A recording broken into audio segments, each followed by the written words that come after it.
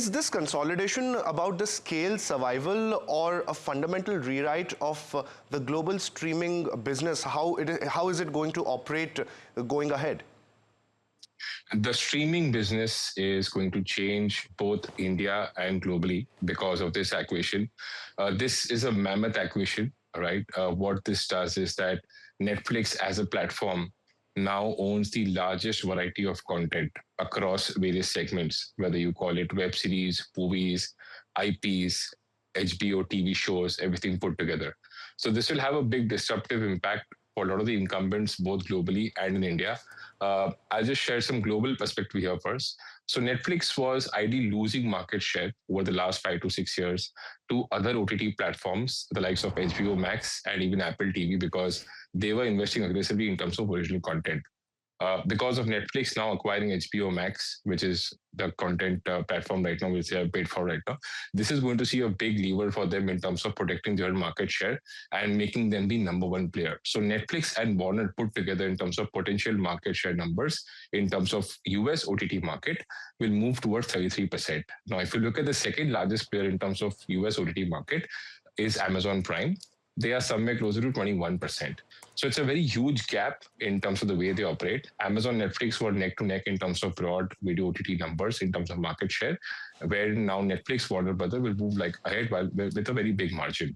Also, an interesting point to note is that Netflix has transitioned themselves in various manners over the last 20, 25 years. They were earlier selling DVDs. Then they were a platform which was doing licensing deals with Disney. Then they started making original content on their own.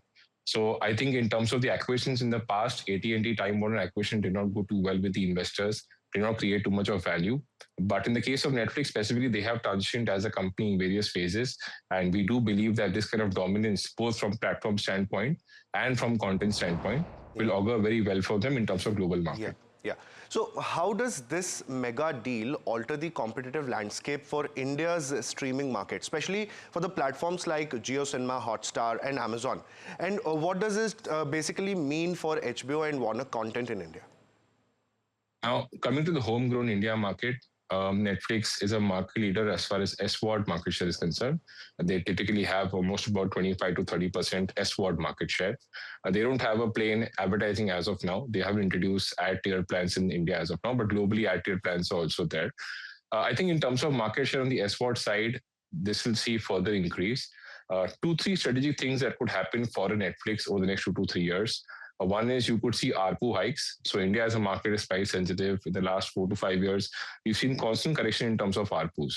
So this kind of situation with such a large variety of content could lead to ARPU hikes for someone like Netflix.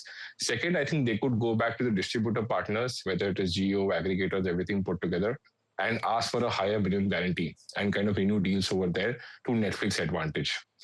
Third thing to note here is that their dominance in the OTT ecosystem will only increase from here on, because the only second best player or the large player that we have who is dominating the space is Disney plus Hotstar.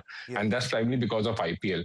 So if you look at the math here, after YouTube, within the AVOD market, Disney plus Hotstar is the market leader, and within SVOD, Netflix is the market leader. So I think these two giants, Disney plus Hotstar with, the sports and the entertainment content, and Netflix with a wide variety of catalog and depth and, movies, everything put together, will both dominate the India market. Correct. So having said that, with Netflix now owning a major Hollywood studio stake, and with this, should the studios brace up for fewer big budget releases or shorter theatrical windows? And how could this landscape reshape the economics of cinema really? So also just to add in terms of the broadcasting side, most of the linear TV broadcasters will also see a negative impact because of this, the likes of Z5, Sony Live, everything put together, because YouTube, Amazon, Netflix and Disney plus Hotstar will increase their dominance in terms of video OTT market. This is obviously excluding YouTube. YouTube is the largest player. No one can displace them, but these other platforms will increase their dominance. So there could be emergence of new partnerships within the smaller platforms, so they could even shut down, for a matter of fact. Coming to the cinema economics, I think it's very clear that Netflix has favored a lot of films being released direct on OTT platforms. And if you look at globally, we don't see a situation wherein this trend could follow globally, because globally the films are made at a very large cost base. And if you look at the recoveries for, let's say, a film like Superman, which was a large franchise film by Warner Brothers, only 30% of your recovery came from non-theatrical. So I don't see a situation wherein you'll see films going direct OTT of that kind of scale globally. But in a market like India, that could actually happen because the box office share for a Superman on overall basis is only 1.5 to 2% of the global box office benchmarking. So to grow Netflix subscriber base into India, Netflix potentially can release these kind of films direct OTT for India market.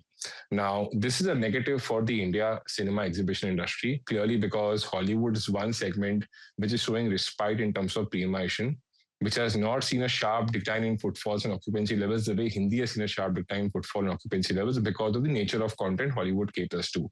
So from that perspective, there's like a very big negative on occupancy and footfall numbers. Plus, I think on food and beverage metrics, on the advertising revenue side, you could see a negative impact because there's a premium audience which is coming into cinemas.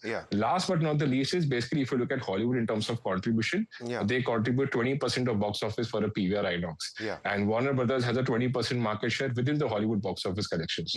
So we do believe there's a 3 to 4% negative impact on revenues. If at all, Warner says that, rather Netflix says that they want to put all Warner films in India directly on OTT platforms.